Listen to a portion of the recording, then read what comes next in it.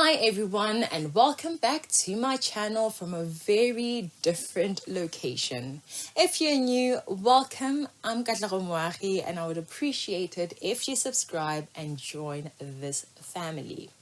I'm in Plettenberg Bay, and my journey to this destination has taught me a wonderful life lesson which I would like to share with all of you, and that is don't take shortcuts, or at least do extensive research before you take that shortcut. Before we begin, if you have not subscribed, would you kindly click the red subscribe button and the bell icon next to it so that you are notified every time I post a video. So let's get into it. We drove to Plettenberg Bay, and when we were about an hour and 45 minutes away from the destination, Google GPS said we have found an alternative route which is 12 minutes shorter than the route that you were on. We were on, I think, the George route. I'm not familiar with the place, but yeah, there was George on the map. So it took us to R339. And then we're like, okay, so you have to pick. Do you want to continue on this route, or do you want to take the 12 minutes shorter route? And like many people would, we picked the shorter route without checking anything about it. So we passed Uniondale, and after a while, we get to a place that, like, we move from tar to a gravel road.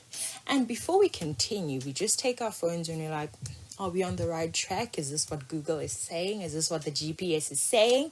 And then we realize that yes, we are on what the GPS is saying. So we proceed, and our thinking was that, oh, it's just going to be a gravel road for like a few minutes, and then we're going to be back on the tar road and, you know, be on our way. Unfortunately, that was not the case. So shortly after getting onto the R339, we realized that, like, we see from where we are that this road is, it just keeps going. It's not ending anytime soon.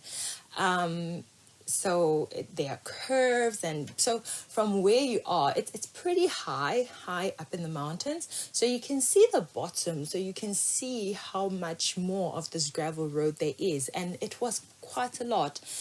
This one is never take shortcuts. I'm just noting it down so that I know why I took this particular video.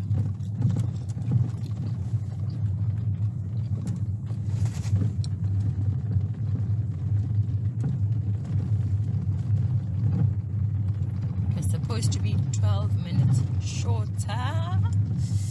It's not even big enough. Not gonna breathe. Good for these bikers.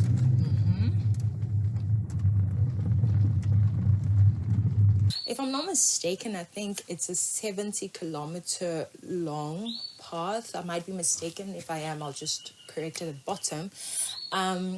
So there are mountains to your left, mountains to your right. There's a whole lot of forest.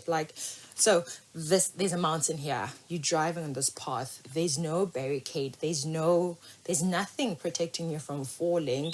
And if you do fall, there's a lot of forest. Forest, a lot of trees, high trees. You can, if you don't like heights, like I don't like heights, you feel very uncomfortable driving there.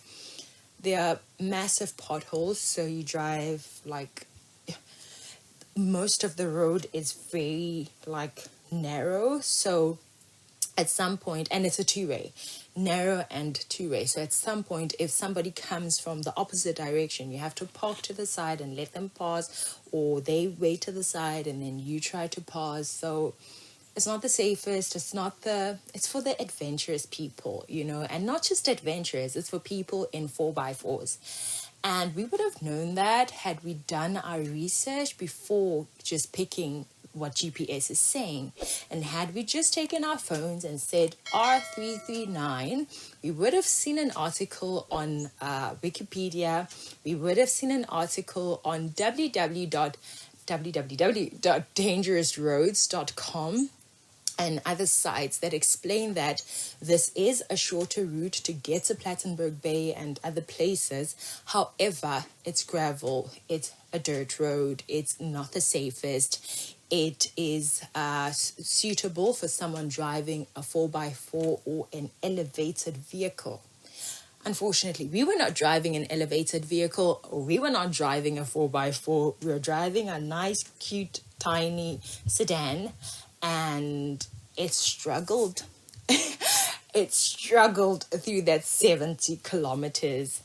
So instead of driving 80, 100, 120, we had to drive like 10 to 20 kilometers per hour. So you're driving 10 to 20 kilometers per hour for 70 kilometers.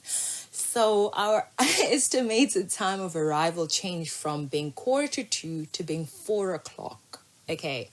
So, yeah. If you're going to take a shortcut, understand the shortcut that you're taking. Do some research before you do it, whether it's a work type of shortcut, a business type shortcut, a relationship type shortcut, or an actual road shortcut. Do your research. We totally wish that we had, because had we done that, we would have ditched that route and gone the long route and arrived sooner than 4 o'clock. And apart from the time, it was just a very unpleasant drive for us.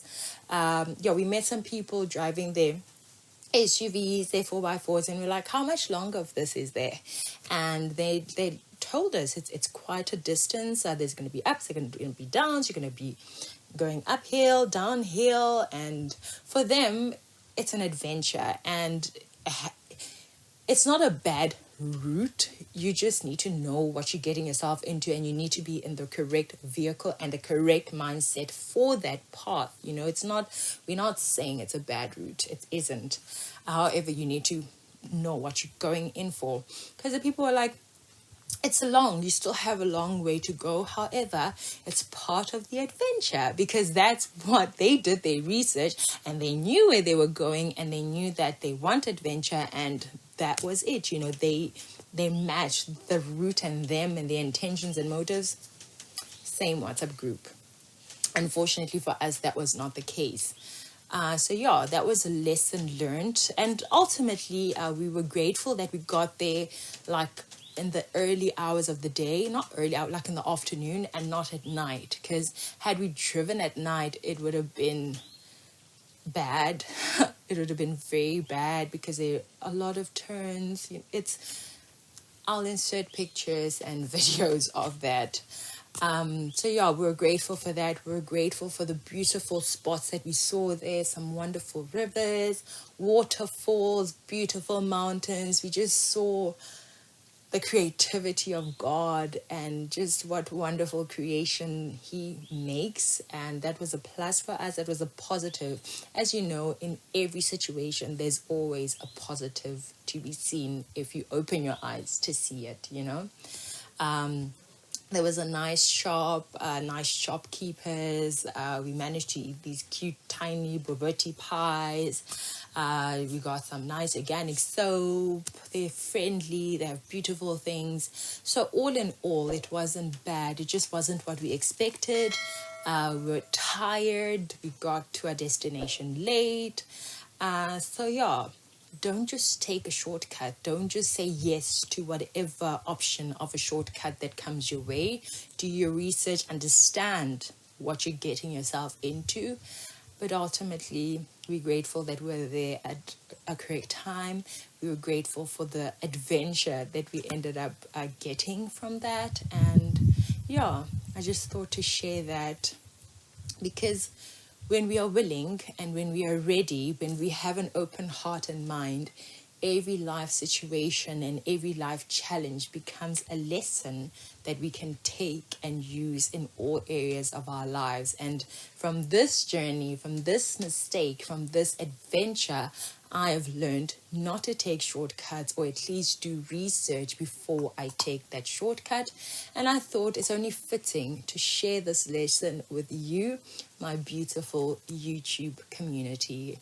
I sure hope that you learned, and I sure hope that this will be valuable for you at some time. Maybe you'll drive to the Western Cape and you'll have the option to go via George or R339, and you'll remember this video and you'll take R339 if you have a 4x4, and if you don't, you'll go the long route, which ultimately is shorter for you.